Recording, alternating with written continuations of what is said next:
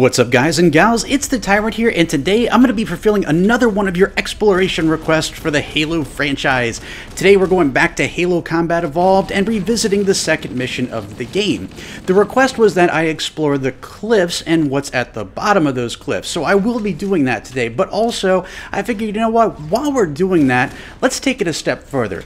Let's not just see what's at the bottom of the cliffs, let's see how far we can go. Let's see how big this mission really is, and let's also see what's on top of the mountains while we're at it. Now, there are a few ways that you can do this. Obviously, this is going to involve mods.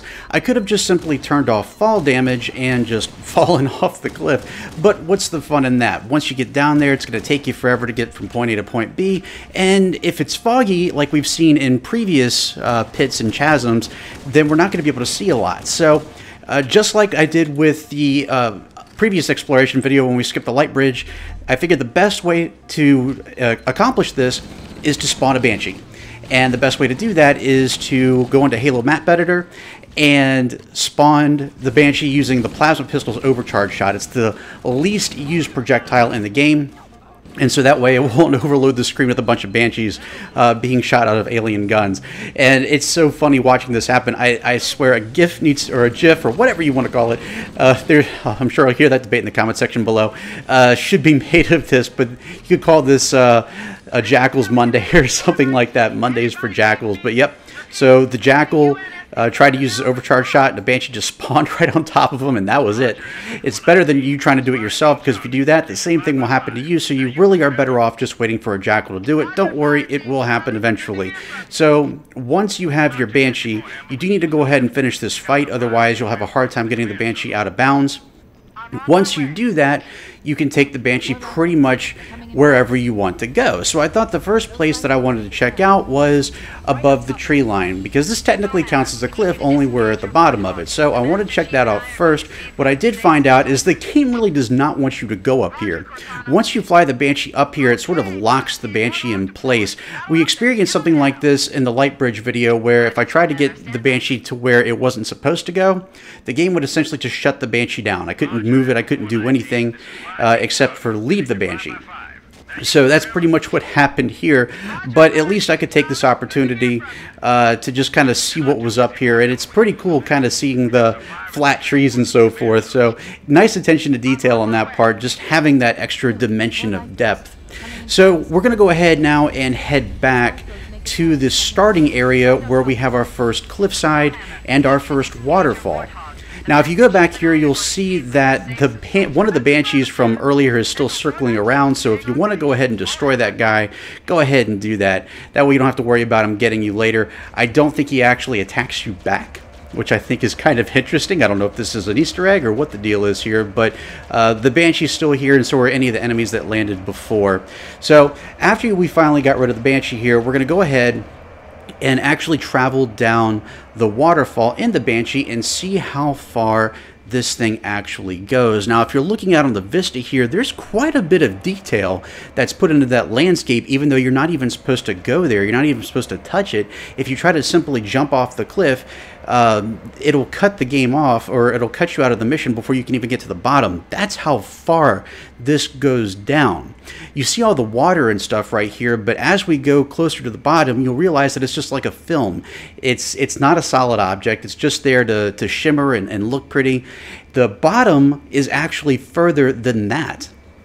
And so here we are at the bottom. There's no floor. I mean, obviously, the quote-unquote floor was supposed to be the water that you see above us, and it's kind of cool trying to contrast it against the halo ring. So right now, we're pretty much at the bottommost part of this mission. You can look out. You can see the halo rings. You can see where the clouds end, which is really cool. And so this is really far down. I mean, wow. So there's not a lot to see down here, obviously. We can see up at the water, which is a little bit weird. And you can see where the scenery starts and ends. But let's see how far we can actually go. Because obviously, you know, the ring is painted on in the background, but we're going to go ahead and see just how far this goes. And so we're going to travel the river here and go as far as we can. And I'm not going to lie, I mean, the Banshee's a fairly fast vehicle, and we've been at this for a few seconds, and there's no end to it. But finally, at some point, you're going to hit a wall, and it just, look how far out this takes you. If you turn back around and you look at the waterfall, you are really far out. This is a lot of space to include in this game, even though you're not even supposed to go out here. That's an extreme attention to detail right there. This is one of the reasons why Halo Combat Evolved remains to this day to be one of the most awesome games out there. There's just so much to see and so much to explore. Even if the developers didn't intend for you to come out this far, they still wanted to include something out here anyway. So we're not quite done yet. We explored this cliff. I want to see if any of the other cliffs are any different. We're going to fly up here real quick to the top of the waterfall, see if there's anything special up here. As you can see, it just shows where the water starts. There's no river beyond this. Obviously, again, you're not really supposed to be able to look up here, which is why that effect is there, but it still looks pretty badass.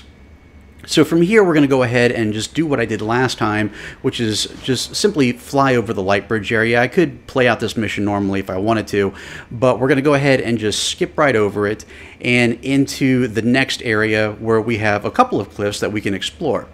We have a river right here, and it has two sides to it, plus a head. The head of the river and, of course, the two waterfalls. So we're going to go ahead and explore both of them real quick. And just like with at the beginning of the game, or at the beginning of the mission, it goes down pretty far, and you can still go pretty far out. There's not a lot that's different about this particular cliff than what we saw before. The only real difference is there is a slight change in scenery. If you look over there to the left, the ring is actually broken. It doesn't go all the way down to the horizon line like it did at the beginning of the mission, but that's all that is there. We're going to check out the other side too, because while we're here, why not? And it's pretty much the same scenario.